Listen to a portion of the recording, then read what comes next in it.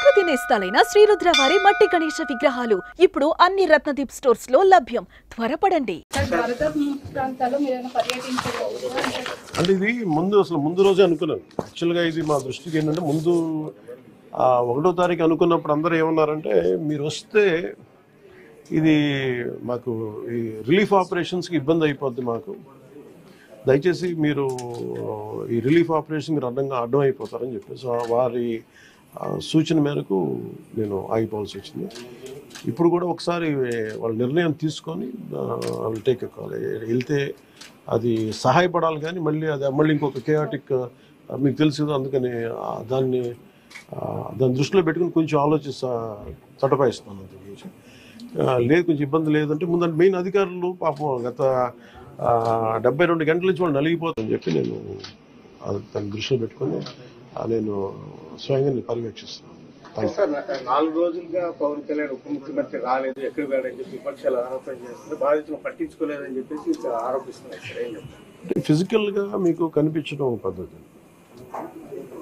అంటే వాళ్ళు ఏమనుకుంటారంటే నేను బోట్ వేసుకొని రెస్క్యూ చేయడం కుదరదు కదా, ఆ బాధ్యతలు లేకుండా ఎందుకుంటాం. అది ఏంటంటే అనాలి కాబట్టి అంటమే తప్ప ఎంటైర్ మీరు చూస్తే మా పిఆర్ మెషినరీ, మన పిఆర్ పంచాయతీరాజ్ మెషినరీ మొత్తం ఎంటైర్ వర్క్ చేస్తాం మా సైడ్ నుంచి. అంటే అట్లే కదా సార్, ధైర్యం చెప్పడానికి కూడా రాలేదని చెప్పేసి వాళ్ళు ఆరోపణ చేస్తున్నారు కదా.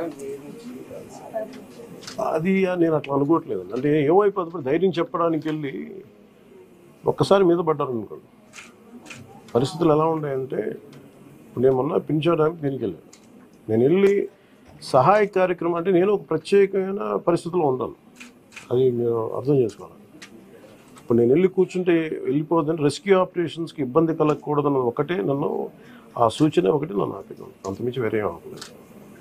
Thank you.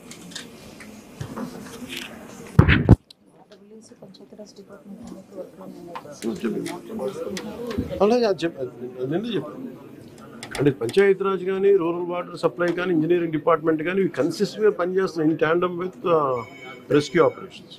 సో దాన్ని కూడా మీరు దృష్టిలో పెట్టాలి. హైదరాబాద్ తరహాలో ఇక్కడ చెరువులు అవన్నీ కబ్జాలు అవుతున్నాయి కదా, వాటి విషయంగా ఏమైనా మీ గవర్నమెంట్ దృష్టి పెడుతుంది? ఇప్పుడు ఇది సక్సెసివ్గా ఇప్పుడు మనం అంటే దీంట్లో ఒక ఇది ప్రతి ప్రభుత్వం తీసుకోవాల్సిన బాధ్యత ఇది. ఇప్పుడు దీంట్లో ఆల్రెడీ చెరువుల్లో కొంచెం నాలాల్లో కట్టేసినవి ఉంటాయి.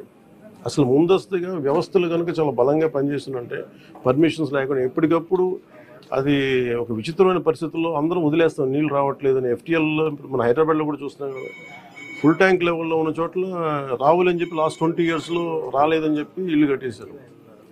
ఎప్పుడో సరదాగా అది ఎప్పుడు ఈ జలవనరుల శాఖ ఎప్పటికప్పుడు ఇది కట్టద్దు, పర్మిషన్స్ ఇవ్వద్దని అంటుంది మళ్ళీ. కానీ దాన్ని స్థానిక మున్సిపాలిటీలు కావచ్చు, కార్పొరేషన్స్ కావచ్చు ఇచ్చేసిన పరిస్థితుల్లో మీరు హైదరాబాద్ చూస్తున్నారు. మనకు కూడా అలాంటి పరిస్థితులు ఉన్నాయి.